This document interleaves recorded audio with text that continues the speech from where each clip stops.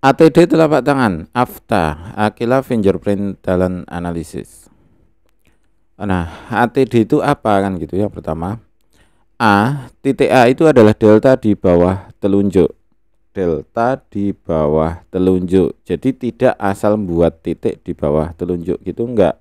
Tapi kita di sini cari itu deltanya. Oh, deltanya di sini. Kita buat titik di sini. Kemudian titik D itu delta di bawah kelingking. Ini kan kelingking, maka deltanya kita cari di sini. Oh, ini ketemu di sini. Kemudian titik T adalah delta di pangkal telapak tangan. Nah, biasanya T itu enggak cuma satu, kadang ada 2 T. Di sini ada T, kemudian di sini delta ya yang dicari ya. Di sini ada delta, kemudian di sini ada delta, kemudian di sini juga ada delta. Ada kemungkinan yang seperti itu. Maka cari yang paling bawah, tentukan yang paling bawah itu adalah ini titik T. Nah, kadang yang jadi apa itu jebakan ya, bukan jebakan sih sebenarnya. Kadang itu kita salah seperti ini. Jadi D itu adalah titik C. Jadi ini kan A, kemudian di sini itu B, kemudian di sini C. Jadi kita cari. Kalau misal ya, ini kan misal kita buat garis saja di sini. Kemudian kita cari titik D itu di sini kok tidak ada. Kita cari kok di sekitar sini, titik D itu tidak ketemu. Maka biasanya kita terjebak di sini, ada titik di sini. Nah, kita menganggap bahwa ini adalah titik D. Dan itu salah, itu bukan titik D tapi titik C karena di bawah manis. Maka biar itu jadi valid, kita cari itu titik C. Kalau misal ya ada kasus seperti ini juga. Ini titik C berada di sini, titik B berada di sini. Maka ini bisa dikatakan titik D gitu ya. Jadi untuk mencari validitas titik D, apakah itu D atau C, kita bisa mencari titik C dan B-nya, titik B, C. Jadi ini kan A, B, C, D. Di bawah telunjuk itu A, di bawah tengah itu B, di bawah manis C, di bawah kelingking D. Nah, kok misal biasanya kita nggak mencari C dan B jika titik D itu berada di sekitar sini. Nah, kalau di sekitar sini itu enggak masalah, ini masih D. Masih D. Namun apa beberapa kasus ditemukan bahwa titik D itu lebih dari setengah manis. Jadi mendekati manis banget. Kalau ketika ketemu titik D kok mendekati manis, maka kita harus menentukan titik B dan C gitu ya. Biasanya kesalahan di situ dan itu fatal beneran, fatal. Apa saya ulang-ulangi karena itu fatal bener. Nanti perhitungannya salahnya terlalu jauh. Kemudian mengukur keliling ATD, mengukur keliling. Ukur langsung di telapak tangan. Jadi di telapak tangan itu diberi titik aja langsung. Jadi nggak usah pakai alat apapun, pakai ballpen ya, ballpennya yang drawing pen gitu yang gampang ngecap di tangan, yang waterproof. Kemudian ya intinya cari pulpen yang gampang untuk nitik gitu aja. Yang jadi masalah kan kadang kalau tangannya itu basah. Kalau tangan basah itu kan dititik susah. Itu yang perlu difikirkan. Kemudian ukur langsung di telapak tangan. Diukur langsung di telapak tangan, tentukan titik A, T dan D-nya. Jadi ada telapak tangan, titik dan titik seperti ini kan biasanya ini A, kemudian ini B, ini T kan gitu. D ya. D, kemudian ini T. Kemudian ukur panjang AT, TD dan AD. Pakai penggaris seperti ini aja. Pakailah penggaris transparan, pakai penggaris biasa gini aja yang harga 2.000, 4.000 gitu. Yang Faber-Castell aja kemarin saya beli Rp4.000. Jadi ini murah. Jadi nggak terlalu mikir untuk modal ini sebenarnya. Kemudian pengukuran dalam milimeter, ini yang apa itu ya, sering salah di sini juga. Pengukuran dalam milimeter, bukan misal ya dari sini, oh ini saya ukur misalnya berada di sini. Nah, misalnya dari sini ya, dari sini sampai sini. Wah, tak anggap 5 gitu aja toh. Terus dibuat jadi milimeter 50 milimeter. Itu enggak. Jadi kalau berada di sini ya benar-benar kita hitung ini berapa ini? 48 apa? Milimeter. Jadi memang ngukurnya itu di milimeter, bukan ngukurnya di sentimeter, terus dikonversi ke milimeter itu enggak. Jadi benar-benar sampai ke titik-titik kecil gitu. Kemudian AT dan TD itu dibulatkan ke atas. AT, TD dibulatkan ke atas. Nah, misalkan ini telapak tangan ya, atasnya ya. Yang telapak tangan gini, ini, aduh salah. Misalkan telapak tangan, yang sebelah miring ini dan ini itu dibulatkan ke atas. Kemudian yang AD, yang miring yang sini itu dibulatkan ke bawah. Yang miring dibulatkan ke atas, yang segitiga ini, yang di sini, yang bawah. Yang atas ini dibulatkan ke bawah. Bulatkan ke atas, bulatkan ke bawah.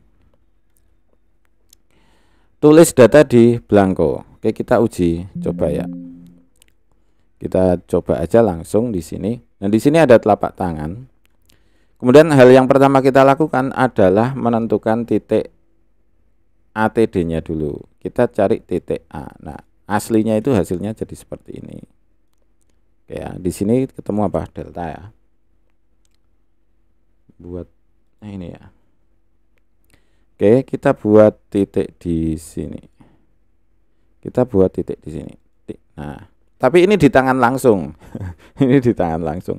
Kenapa kok saya pakai komputer biar mudah dilihat. Jadi nanti titiknya itu di tangan langsung. Kemudian ini kita oke, kemudian di sini ya. Nah, titik D itu kan berada di sini. Oke ya, kita kecilkan ya.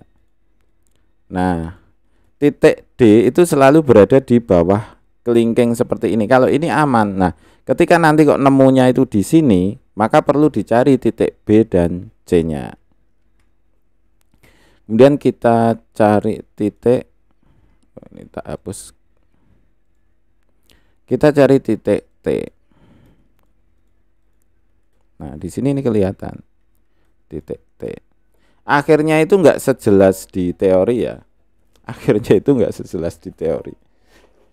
Jadi telapak tangan itu ada dua tulisan sebenarnya, ada dua. Jadi ada sidik jari dan ada garis tangan. Jadi di sini yang kita lihat cuma yang sidik jarinya aja. Kalau lihat garis tangan kan ini ya, sini ke sini. Ini garis tangannya. Nah, yang kita lihat itu sidik jarinya.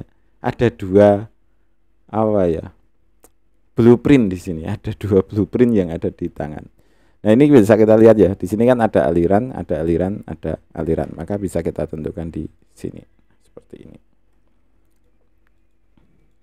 Nah, berikutnya kita coba ngukur. Ngukurnya langsung pakai penggaris. Pakai penggaris di tangan langsung, tidak perlu di-scan. Kalau mau di-scan juga nggak masalah, tapi pengukurannya jadi agak malah kesusahan. Oke, kita coba diukur. Mana tuh tadi? Nah, ini ada penggaris di sini. Nah, oke, kita coba ukur untuk karena ini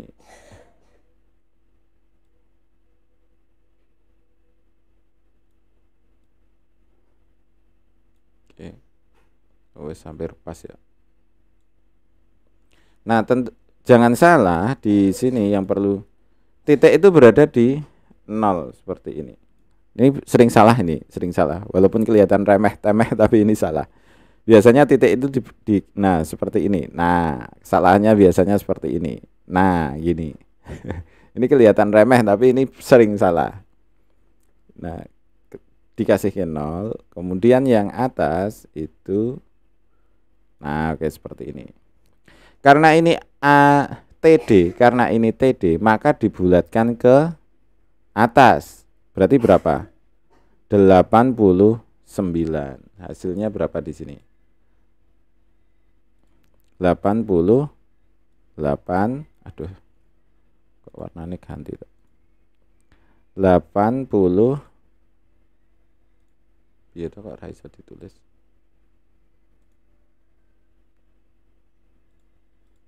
Oke, Ini 89 yang di sini. Ya, salah ya. Agak bawah aja, kecilkan. 89. Oke, sekarang kita coba cari yang DT.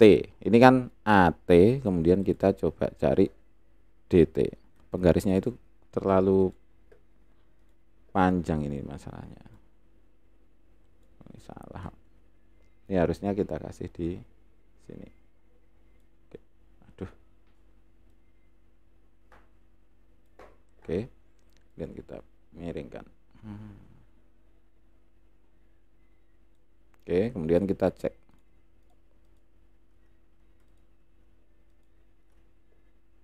Ini kita kasihkan ke 0 persis. Kemudian kita naik. Oke. Ini dapatnya berapa? Karena ini DT, maka dibulatkan ke atas. Hasilnya berapa? 76. Jadi kalau ini dibulatkan ke atas seperti ini, ikut ke atasnya 76. Oke ya. Maka hasilnya adalah 76.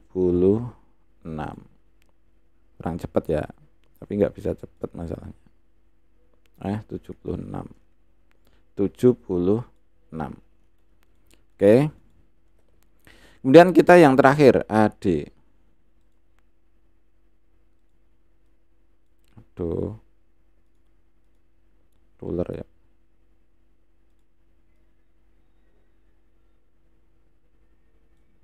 Oke.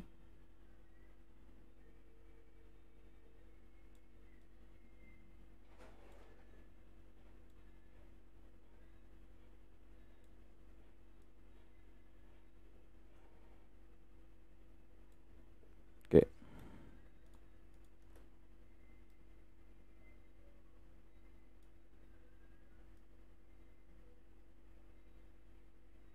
Oke. Nah, sekarang AD. AD berapa? Karena ini AD yang sisi datar di bawah jari itu, kita bulatkan ke bawah. Berarti berapa ini? 63. Jadi hasil dari AD adalah 63. 63. Ini enggak perlu ditulis di tangan ya. 637689. Langsung tulis di belangko saja. Oke, kira-kira seperti itu. Oke ya. Aduh.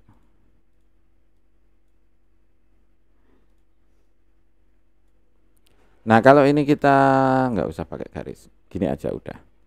Nah, yang di sini itu akan saya ada contoh bahwa T itu agak susah dicari yang sebelah sini. Nah, titik T-nya mana gitu kan? Ini titik T-nya itu di mana? Nah, karena jadi titik T ini sedikit susah dicari karena apa? Berada di sini, di pangkal banget. Namun kita bisa lihat alirannya di sini. Aliran di sini. Aduh.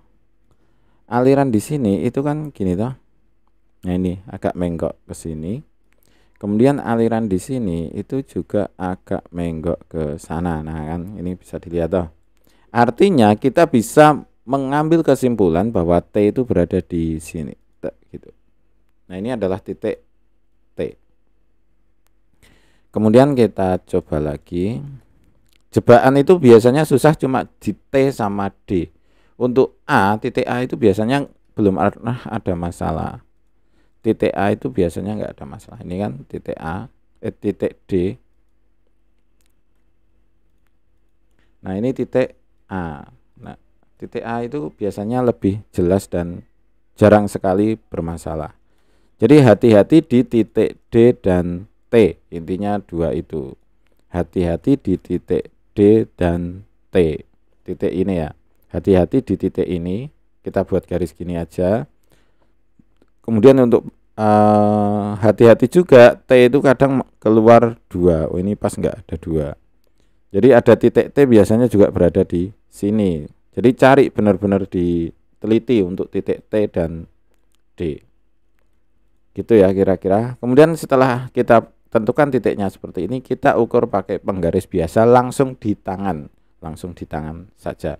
Kemudian apakah tangannya perlu di tangan dibuat sedatar mungkin saja, tidak perlu melebar selebar mungkin, enggak. Tangan dibuat sedatar mungkin. Jadi telapak tangan itu dibuat sedatar mungkin saja, tidak perlu dilebarkan semaksimal mungkin, itu enggak. Jadi santai tapi melebar, itu santai tapi agak lebar. Kira-kira seperti itu ya. Kemudian kita kembali di sini. Nah, setelah data itu ada, kita isikan di blanko